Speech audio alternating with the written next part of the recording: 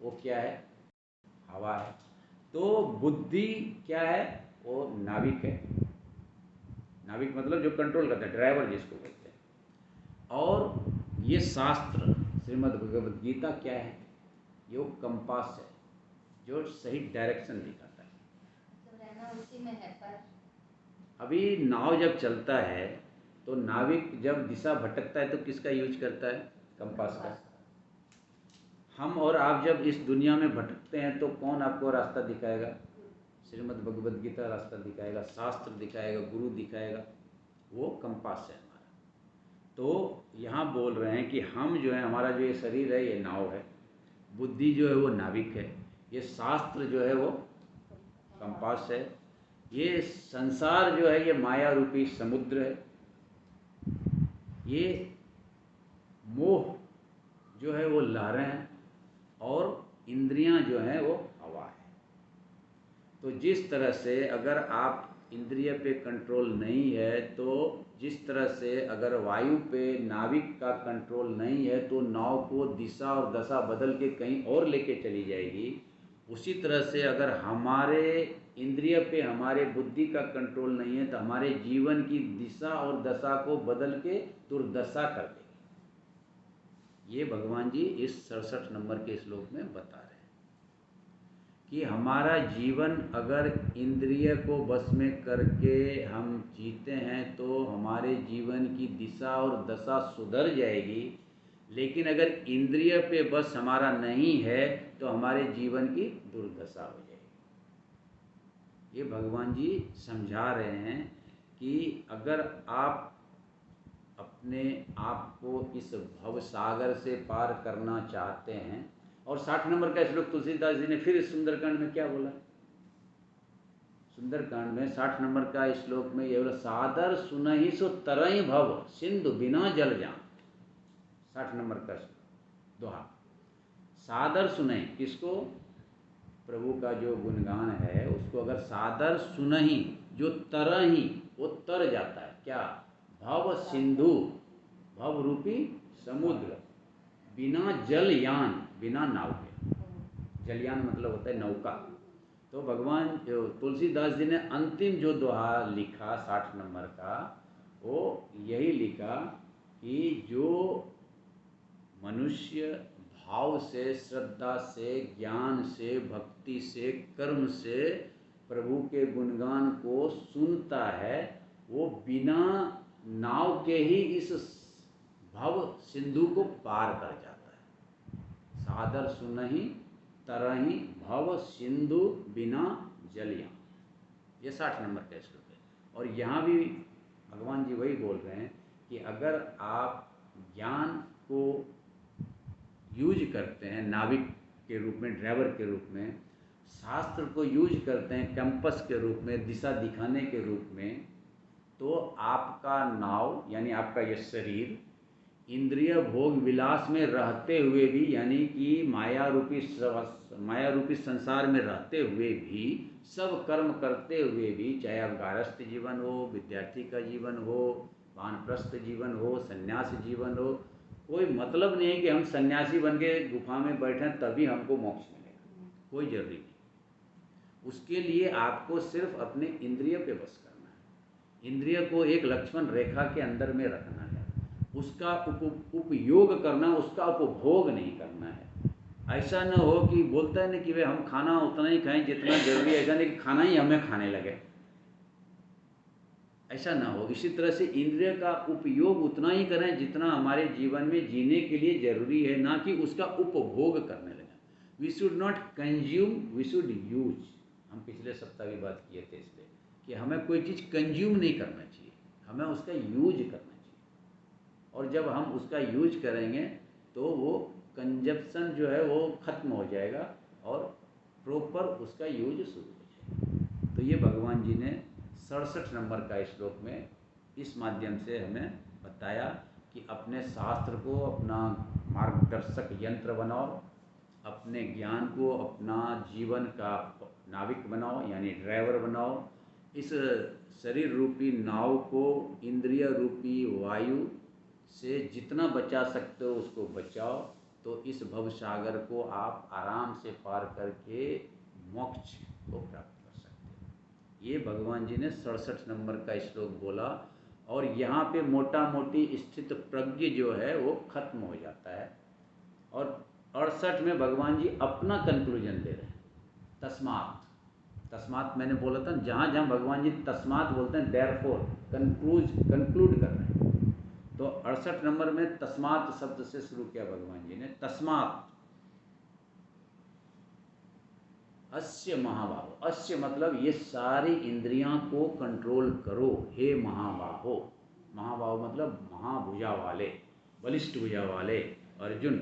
निगृतानि सर्वशः, सारे को निग्रह करो, सारे पे नियमन करो, सारे पे रेस्ट्रेन करो।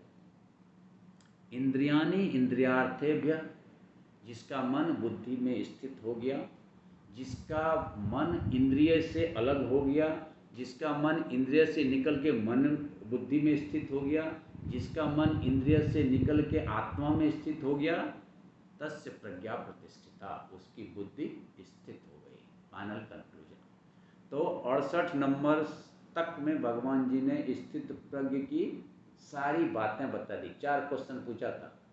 स्थित प्रज्ञस्य का भाषा समाधियस्त केशव, स्थित दिन किम प्रवासेत किम आसीत ब्रजेत की। ये 54 नंबर का श्लोक में अर्जुन ने प्रश्न पूछा था।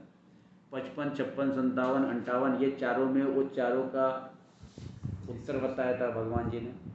59 और 60 में ये बताया कि तुम जबरदस्ती अगर इंद्रिय से नियमन करोगे तो नहीं चलेगा, मन से करो, क्योंकि इंद्रिय प्रमाथिनी हरंती पर शुभम मनो। मैं रिकैप्चर कर रहा हूँ क्योंकि इसके बाद अब 3 श्लोक बचता है। 68 के बाद 4 श्लोक 69, 70, 71, 72 वो हम करेंगे। तो अभी 68 तक हम इसको रिकैप्चर करें। 61 में बोला कि जो व्यक्ति अपने बुद्धि द्वारा इंद्रिय को वश में कर लेता है वो स्थित प्रज्ञ है। 62, 63 में लेडर ऑफ फॉल बताया। 64 और 65 में लेडर ऑफ राइज बताया। 66 में बताया कि जिसकी बुद्धि युक्त नहीं है भगवान से, उसे सुख कहाँ से मिल सकता है।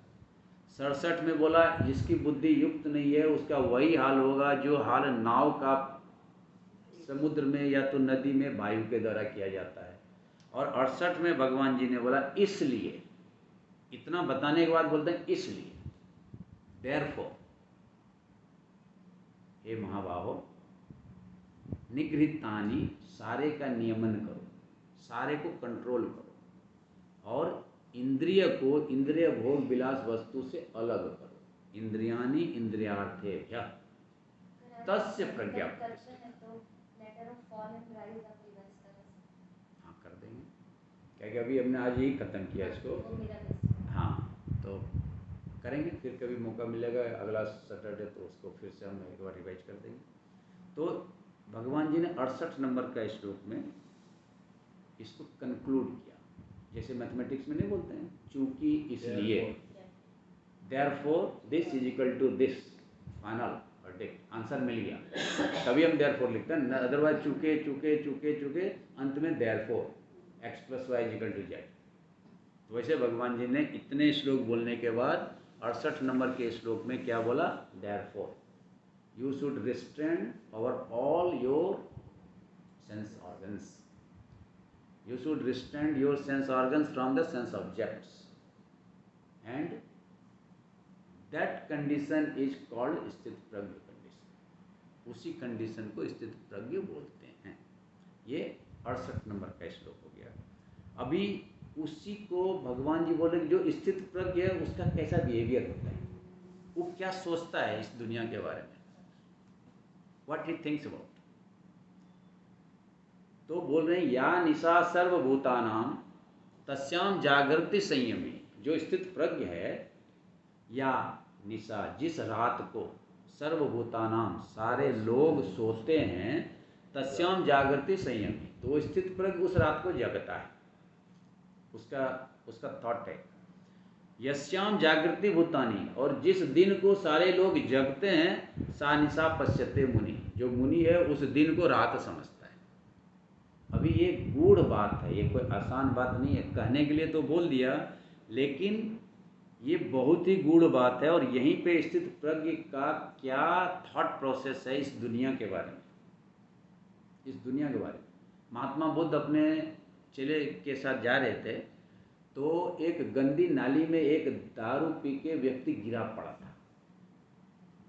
तो उसके चेले चपाटे ने बोला what a condition, pathetic condition, क्या इसका स्थिति है, नरकीय स्थिति है। तो उसका जो गुरु था सिर्फ एक बात बोल के, महात्मा बुद्ध ने सिर्फ एक बात बोला कि जो ज्ञानी व्यक्ति है वो हमारे लिए भी यही सोचता है जो तुम इसके लिए सोच रहे हो, बोल के चला गया। या निशा सर्वभूतानां, जो तुम सोच रहे हो कि रात है, जो ज्ञानी है वो सोचता है कि दिन है, और जो तुम सोचते हो कि दिन है वो ज्ञानी लोग क्या सोचता है, रात है। तो ज्ञानी और अज्ञानी का अनुभव में दिन और रात का ही फर्क है। जिसे हम स्वप्न सोचते हैं ज्ञानी उसे जागृत समझता है, जिसे हम जागृत समझते हैं ज्ञानी उसे ब्रह्म समझता है, जिसे हम लव समझते हैं ज्ञानी उसे लस्ट समझता है। आई रिपीट, जिसे हम रात समझते हैं वो उसे दिन समझता है, जिसे हम दिन समझते हैं उसे वो रात समझता है, जिसे हम योग समझते हैं वो उसे भोग समझता है, जिसे हम भोग समझते हैं उसे वो योग समझता है, जिससे हम अटैच हो जाते हैं वो उससे डिटैच हो जाता है। ये फ़र्क है स्थित प्रज्ञ में और एक साधारण व्यक्ति में। और वो ऐसा ही समझता है कि हम सोचते हैं रात हो गया अब सो जाओ, वो सोचता है कि नहीं रात तो हुआ नहीं है। अज्ञान का रात हमें सुला देता है, लेकिन वही अज्ञान का रात उसके हृदय में इतना विषाद भर देता है, इतना ब्रह्म तत्व जानने की इच्छा भर देता है कि वो जागते रहता है। अज्ञान हमें माया के अंधेरे में सुला देता है रात को, लेकिन जो ज्ञानी है, जो स्थित प्रज्ञ है, वो उस माया के बंधन से मुक्त होने के लिए जागृत रहता है। और जब हम जग जाते हैं माया के लिए, काम करने के लिए, काम क्रोध लोभ मोह के अधीन होकर के सारा दिन इधर से उधर भटकते रहते हैं पैसा कमाने के लिए, तो जो स्थित मुनि है वो सो जाता है। कहने का मतलब हो गया, जिसे हम दिन समझते हैं उसे वो रात समझता है, और जिसे हम रात समझते हैं उसे वो दिन समझता है। अज्ञानी मोह में जागता है और प्रेम में सोता है। अज्ञानी मोह में जागता है और प्रेम में सोता है। इसके विपरीत योगी प्रेम से भरपूर है परंतु मोह से कोसों दूर है। ये उसका कैरेक्टरिस्टिक बता रहे हैं भगवान जी कि जो स्थित प्रज्ञ हो गया उसका क्या कैरेक्टरिस्टिक्स है। और अभी 10:30 बज गया, तो अभी हमको बंद करना पड़ेगा। अभी 3 श्लोक बच गए, 70, 71, 72। ये हम अगला बार हम करेंगे और अध्याय 2 को ख़त्म करेंगे। क्या कि अगर ये तीनों करें तो 11 बज जाएगा, तो ठीक नहीं। हम अगला ये करेंगे। तो अभी हम 2 मिनट के लिए अध्यात्म की यात्रा करेंगे और फिर हम आज के संवाद को बंद करेंगे। अपने आप को भृगुटी के मध्य देखना शुरू कर दें। एक चमकता हुआ सितारा, परमपिता परमात्मा की दी हुई असीम शक्ति को अपने अंदर देखें। इस शरीर को चलाने वाली आप एक चैतन्य सत्ता हैं, आप एक आत्मा हैं, आप एक स्थित प्रज्ञ आत्मा हैं। आपकी बुद्धि बिल्कुल स्थिर है, आपका मन बुद्धि के अधीन है, आपका मन इंद्रिय विषय भोग विलास वस्तु से बिल्कुल अलग। आप अपने आप को आत्मस्वरूप में देख रहे हैं। भृगुटी के मध्य एक चमकता हुआ सितारा, देखने में बिल्कुल बिंदु की तरह, लेकिन शक्ति में सिंधु की तरह आप हैं। आपका चारों तरफ आपका आभा, आपका ऑरा प्रकाश फैला रहा है। बुद्धि, ज्ञान और भक्ति आपके जीवन में उतर रही है। परमपिता परमात्मा की असीम शक्ति के आप मालिक बनते जा रहे हो। आपका शरीर बिल्कुल स्वस्थ शरीर का हर अंग, शरीर का हर जोड़ बिल्कुल स्वस्थ, आपका मन बिल्कुल शांत, आपकी बुद्धि बिल्कुल तीक्ष्ण। आप अपने आप को एक शक्ति के रूप में देख रहे हैं। स्थिति और परिस्थिति से अलग निरपेक्ष भाव से, उदासीन भाव से इस शरीर को आप देख रहे हैं। जागृत भाव में आप आत्मा हैं, एक शक्ति हैं, परमपिता परमात्मा की परम संतान हैं, बिल्कुल शांत हैं। और इस भाव के साथ आप पुनः देह भान में आ जाएं और अपने दोनों हाथों से प्राप्त की हुई ऊर्जा को रगड़ के अपने आँखों में और शरीर के सभी अंगों में लगाएं और इस मंत्र का उच्चारण करें। ओम पूर्णमद पूर्णमिदं पूर्णात् पूर्णमुदच्यते पूर्णस्य पूर्णमादाय पूर्णमेवावशिष्यते। ओम शांति शांति शांति। धन्यवाद।